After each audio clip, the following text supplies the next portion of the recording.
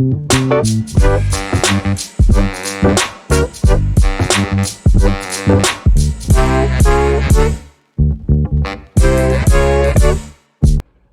up, kittens? Welcome back to another Operation Unbothered. Thank you for always choosing to spend your time here with me, exploring this multidimensional experience.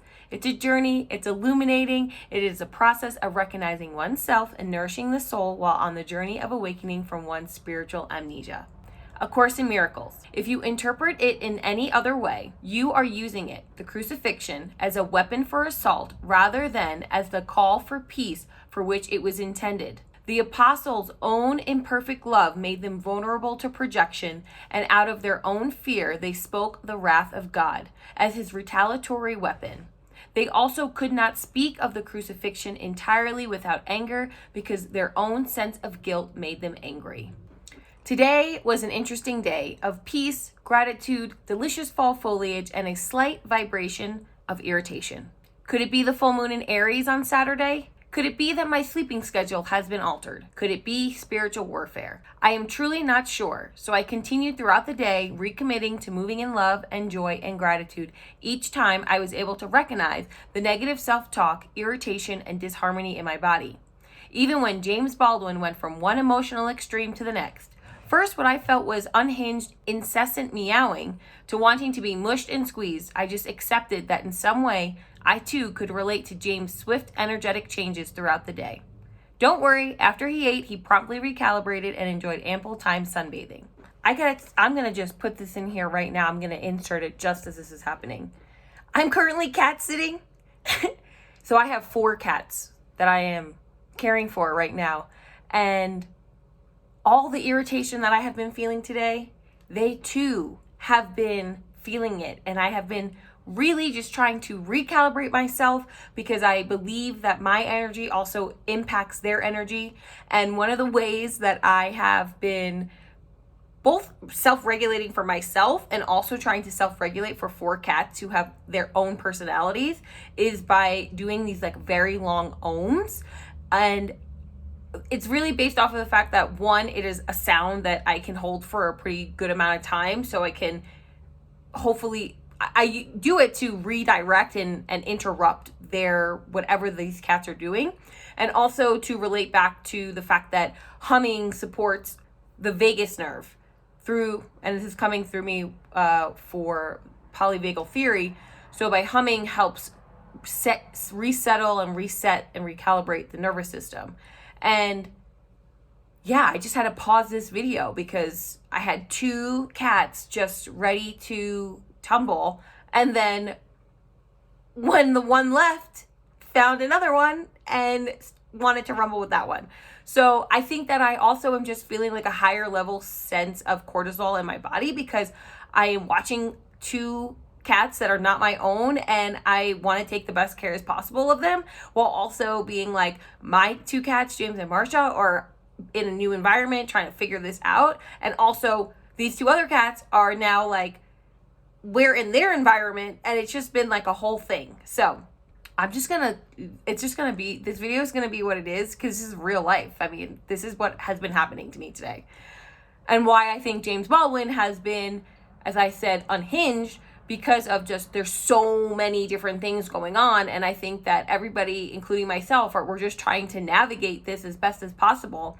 And this is life, man. Like this is a true life of experience. And I'm glad that I have tools that I can use for myself and that I already had been practicing with James and Marsha, like ways to recalibrate and self-soothe and co-soothe with them. And I'm just gonna say, I know I'm gonna be a really great parent because I'll be stewarding these little souls here, and I'll be like, okay, you're feeling disharmony, we're gonna ohm it out, because sometimes I'm feeling like I'm doing it mainly for me when I'm really just trying to reset the energy of the whole house. So that's my little cat babysitting rant, which it does take energy and I give so much credit and so much love and just bless all the parents out there stewarding these humans, because you just never know what's going to happen. And I was even sharing this with my cousin of, I'm grateful these are 4 cats. because if there were 4 kids, it'd be a whole different experience. So getting back to Operation Unbothered, which that's a real life experience. And right now I'm thinking like, yeah, I was working all day on not being bothered by their disharmony and their dysregulation of their own energy, and also giving myself a lot of space and grace that I am out here trying to watch these 4 cats. Like, there's a lot of pause going on. That's what I got to say that. And we all need to take some pauses. That was a pun that I didn't anticipate saying, and now I said it, and I'm glad I did. So let's get back to what I wrote. Okay. What I was saying is that I took a walk to recalibrate, which I will add here a quick shout out to Leila Hormozi for energetically reactivating my desire to walk. I had taken some of my midday break to watch her YouTube channel, and she's not only a dope radiant being of light, she also walks every day. And I think she mentioned in one of her videos that she has walked consistently for over 3,000 days in a row. Yes, that's like, let's aspire to that. Holy Spirit, oh, there's James Baldwin. Yes, hi James. Holy Spirit activate, because I had been on a hiatus from one of my favorite mental health practices, morning walks, and I am delighted to say that today was my 2nd day in a row of getting outside and walking 1.5 miles. Study notes ABA defines operant conditioning as refers to how consequences shape our behavior through reinforcement and punishment. How does the crucifixion and walking relate? Discomfort and guilt. I had been judging myself for not walking, and in return was feeling guilty for choosing to do other activities for my morning routine. I didn't choose to walk because for me, it had just been too cold for my bodysuit, and I much enjoy my indoor yoga flow. I didn't want to feel the discomfort, which is why I am now walking in the evening until further notice. For me, this is a reflection of my inner self creating energetic disharmony within myself. The higher court will not condemn you. It will merely dismiss this case against you. There can be no case against a child of God, and every witness to guilt in God's creation is bearing false witness to God himself. The crucifixion symbolizes the external creation of disharmony within the collective.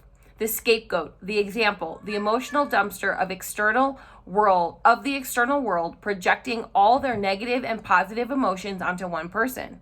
In this case of the crucifixion, it was Jesus taking on all the narrowly aimed emotional responses from each person at that time and even now. Again, they also could not speak of the crucifixion entirely without anger because their own sense of guilt made them angry.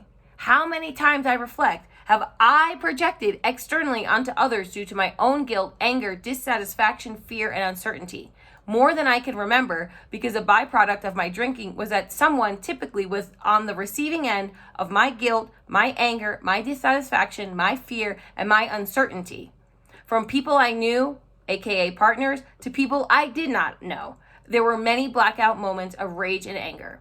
Page 6, The Real Housewives franchise, Sex and the City, TMZ, Fox News, All My Children, and General Hospital, CNN. Essentially, most mass media and reality television shows are modern-day crucifixions. All of these examples share in common the energetic thread of gossiping, projecting, creating a separation within the brotherhood for the sake of entertainment, for the sake of superficial relatability, for the purpose of highlighting misperceptions of the viewer's point of view of what is right and what is wrong.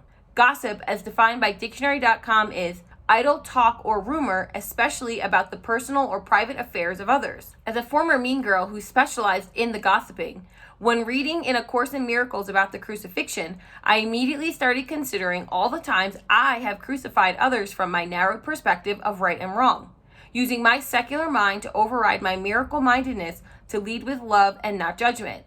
Which for me, the judgment stemmed from envy, jealousy, insecurity, fear, a desire to fit in by taking someone else down, through words, through negative energy sending. Tales of a real-life burn book, which if you are not familiar, a burn book is from the movie Mean Girls. The burn book is a book created by the Plastics to start rumors, stories, and gossip about all the girls and several guys who go to North Shore High School. Which I'm adding that I got a good chuckle when I read that. It was North Shore High School, as I grew up on the South Shore of Long Island and have definitely made the comment of superiority of the South Shore. My operating conditioning for gossiping, for projecting outward onto others, for engaging in conversation of others' personal or private affairs was a false sense of connection with others, a temporary dopamine spike, an opportunity to ignore my own internal disharmony, which now I see was and still is an unsustainable, socially mediated, low-frequency behavior. Media, friends of that time, family of that time, social programming,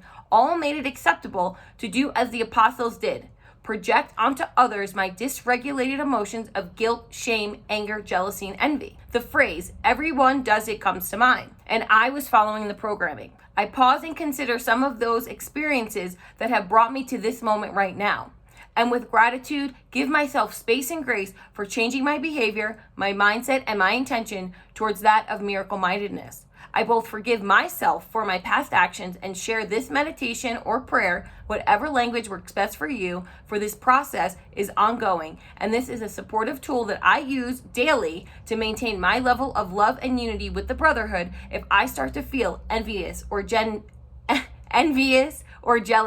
or any sort of dysregulated emotion. Holy Spirit, help me see my brothers as he really is, and thus release both him and me. Let me know this brother as I know myself. A Course in Miracles. And be as eager to share your learning as I am. The crucifixion cannot be shared because it is the symbol of projection, but the resurrection as the symbol of sharing, because the reawakening of every son of God is necessary to enable the sonship of every son of God to know its wholeness. Only this knowledge. The message of the crucifixion is very simple and perfectly clear. Teach only love, for that is what you are. You are love, you are light, you are worthy, you are deserving. May you continue to be in the receiving mode of the resources, the people, the downloads, the peace, to be continuously guided in the direction of unity and your recalibration to your highest aligned frequency, which is Source. With that, everyone, I wish you a grand rising, a grand afternoon, a grand evening, wherever you are in the world. Blessings and abundance, love and light, and I will joyfully see you tomorrow. Bye.